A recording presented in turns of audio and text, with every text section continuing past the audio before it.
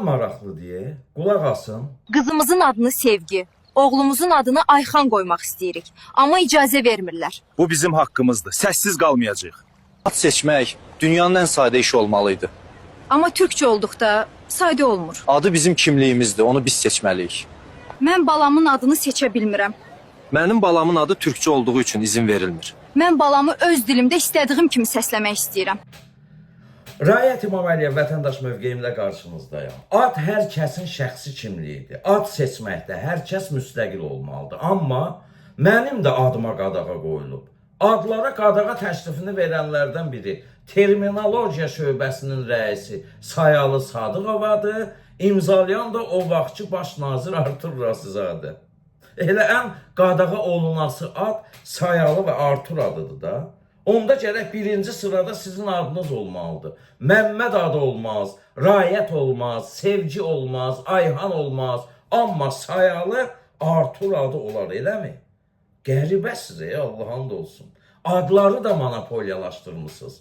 Başa düşürəm, bəzi adlar var ki, tövsiyə olunmur. Gələcəkdə o adı daşıyana utanc gətirir. Amma valideynə qadağa yox, tövsiyə olunmalıdır. Başa salınıb çəkindirilməlidir. Bu ölkədə o qədər qadağa olunası şey var ki, o qədər problemlərimiz var ki, onları da həll edin də.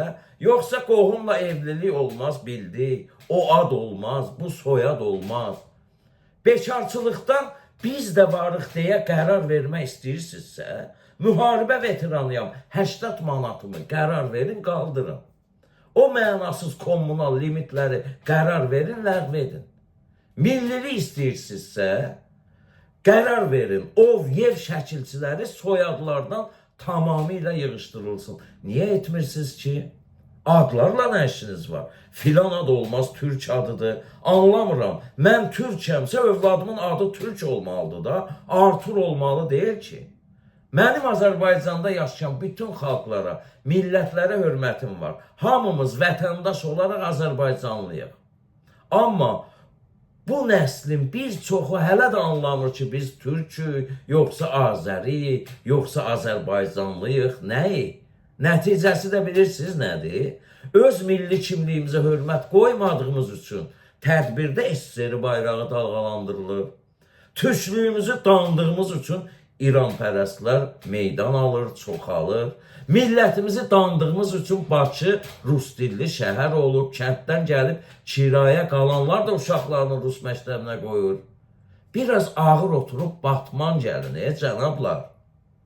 Azərbaycanlı adlı millət yoxdur. Azərbaycanlı adlı vətəndaşlıq var. Azərbaycan xalqı adlı xalq var. Azərbaycan vətəndaşlığı olan türk, talış, ləzgi, tat və digər xalqların nümayəndələri də Azərbaycanlılardır və Azərbaycan xalqının bir parçasıdır. Heydər Əliyev demişdi ki, hər bir xalqın milli mənsubiyyəti onun qürur mənbəyidir. Mən fəxr edirəm ki, Azərbaycanlıyam. O bununla bildirmək istəmişdi ki, Azərbaycanda yaşayan hər bir millətin nümayəndəsinə ayrı seçkilik olmaz. Biz hamımız Azərbaycanlıyıq. Eyni zamanda videolardan göründüyü kimi Heydər Əliyev öz dili ilə də bildirir ki, biz türk mənşəli, türk dilli xalqıq. Azərbaycanla Türkiyəni də bir millət, iki dövlət adlandırır. Biz Gürcüstanlı deyəndə Gürcüstan vətəndaşı olan Gürcüləri də, Rusları da, Erməniləri də, Azərbaycanlı deyəndə burada yaşayan Türkləri də, Talışları da, Rusları da nəzərdə tuturuq. Necə ki, Ordubadlıyam, Gəncəliyəm, Lənkəranlıyam deyəndə o l, li, lu, lü şəkilçiləri məkan mənsubiyyəti yaradır. Və Sovet ideologiyada milli kimliyimizi unutturub, manqurtlaşdırıb bizi. Bunları deməkdə məqsədim nədir? Sovetdən qalma bir xanım mənə yazıb ki, o gün, mən özümü niyə türk adlandırmalıyam ki? Türklər niyə özlərini Azərbaycanlı adlandırmırlar? Məntiqə baxın, bunun bir adı var. Nadanlıq. Azərbaycanlı adlı qondarma milləti 1937-ci ildə Stalin tərəfindən yaradılıb. Ona görə yaradılıb ki, 2-ci Dünya müharibəsində Almaniya ilə Türkiyə müttəfiq olduqları üçün gələcəkdə Azərbaycan türklərinin övladları türk olduqlarını bilməsinlər və Türkiyə ilə əlaqələri olmasın deyə Bütün pasportlardakı o vaxt milliyyət türk yazılırdı. Türk kəlmələrini yığışdırıb Azərbaycanlı etdi və soyadlarımızın da yan yörəsinə ov, yev yapışdırmaqla bizim milli kimliyimizi bizdən unutturmağa çalışdırdılar.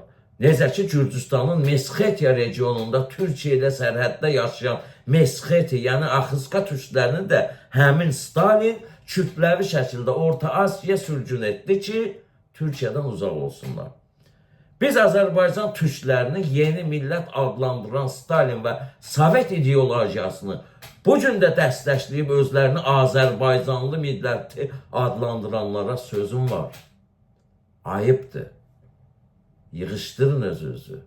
Çünki Sovetin xofu hələ də bizim canımızda qalıb.